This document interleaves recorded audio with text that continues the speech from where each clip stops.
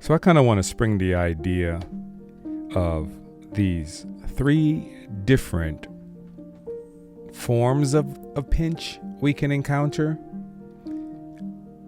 That being just these tight scenarios that we can find ourselves in that kind of bring us to the brink of ourselves, right? The edge of our own strength, our own ability.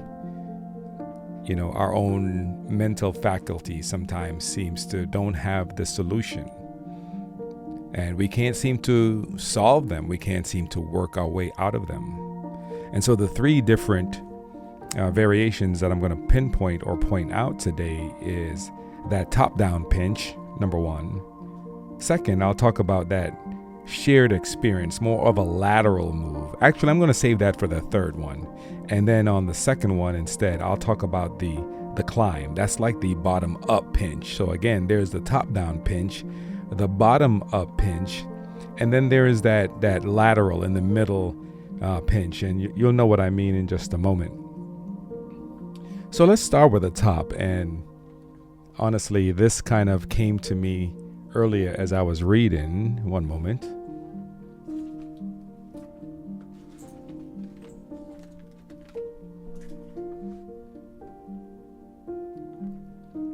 This came to me today as I was reading. And I don't know if I was praying before this, but I came across this 2 Samuel chapter 21, and it says, and it reads, "Then there was a famine in the days of David, 3 years, year after year, and David inquired of the Lord.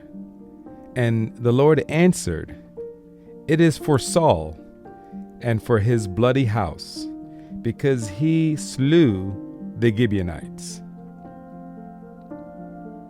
And it goes on in verse 2 to tell you what David did in response to kind of settle, to hopefully appease the Lord by, bringing some form of justice. And you can read about that on your own, but I give you the scripture, 2 Samuel verse 21.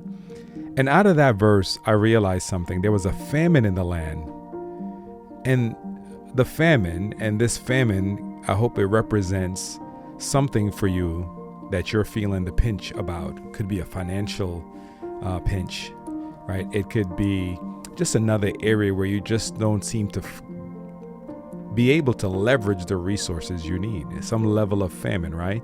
And you can pinpoint whatever it is speaking to you, but some of the pinch or the problems that we are experiencing and have experienced, sometimes it's not about you doing anything wrong personally, but we see this is a result of leadership. This particular famine that I just described and read to you, it's really about leadership. It's really about something that somebody in a higher office, so to speak, has done wrong that's caused an issue in this land.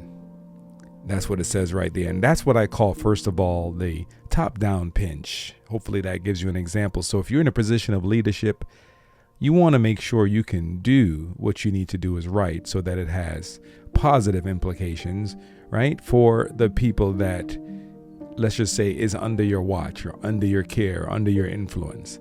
And let's keep in mind, we're talking about, in this particular case, it's like heads of states when we're talking about Saul. Saul was a king at the time, and he was like a head of state. He's in a leadership role. And I know that sometimes today we can encounter a lot of hardships and problems, and the people can find themselves in a pinch because of errors made by leaders or decisions made by leaders. All right, we can see people going to war, countries at war, and how that impacts people who are not as strong, people who don't have as much power and clout, right? And just look all over the globe. You can see examples of this.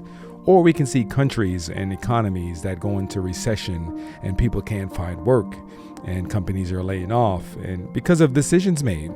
So that again is a top-down pitch. Now, the second one I mentioned, or in the order I'm going to do it, I'm going to talk about the bottom-up pinch. Sometimes there's a pinch we encounter just because the road itself is an arduous one. It's difficult. It's not an easy journey living a life of faith, going from glory to glory, right? We're going to encounter things, hardships, because you just can't skip every class. There's no skip button. Sometimes in order for us to make the gain, you have to feel the pain. And what better classroom you can have but a real life learning experience that you can feel every moment of that. So I share that one to say, hey, look, sometimes it's just tough until you can get through. And many of you have felt that pinch before, or you might be feeling that pinch because it's a climb that you're on. It's a climb. There is no easy way, right? You have to go through the class in order to pass it. And so you're feeling a pinch. It's not about wrongdoing all the time. It's just the journey itself. You know, the first thing I thought about, and I'm not necessarily using out of context, is with Peter himself after he has failed our Christ, when he had stumbled and denied Christ 3 times knowing him. And Jesus in Luke 22, it records him saying in verse 32, when he says, hey, when you are fully converted, he told them, strengthen your brothers. And so sometimes we encounter a pinch, right?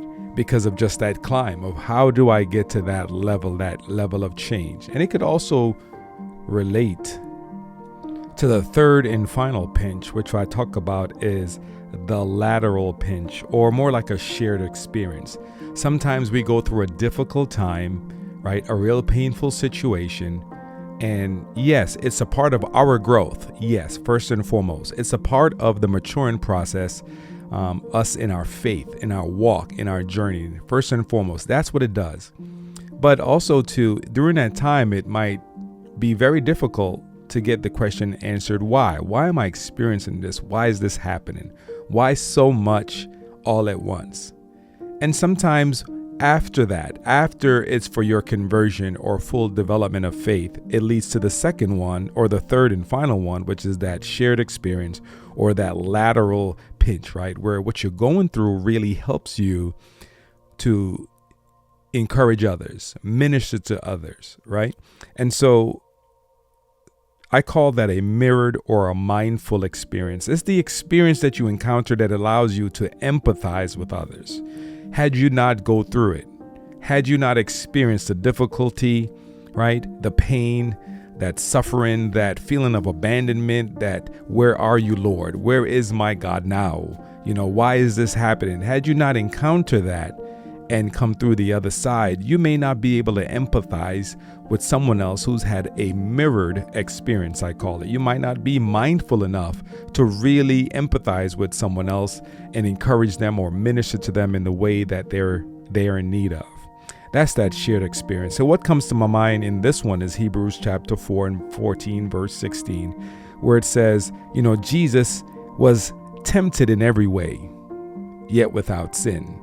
But the point is that he can be touched by our infirmities. He knows what we experience. He knows what it feels like to hunger and thirst after righteousness, right? He knows what it's like to have a fleshly need, but has to rely on a godly means of supplying that need, so to speak. He knows what it's like to be offered things out of season and have to say no, right?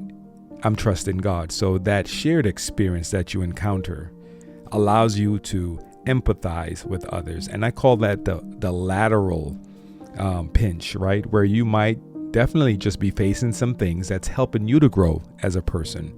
That's helping you to be fully converted or transformed in your faith.